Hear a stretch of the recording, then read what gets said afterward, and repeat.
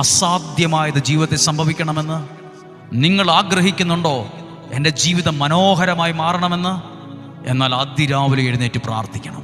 അതിന് ഒരു വചനം പരിചയപ്പെടുത്തി പ്രാർത്ഥിക്കുകയാണ്. ജ്ഞാനത്തിൻ്റെ പുസ്തകം 16-ാം അധ്യായം 25, 26, 27, 28, 29 വാക്യങ്ങളാണ്.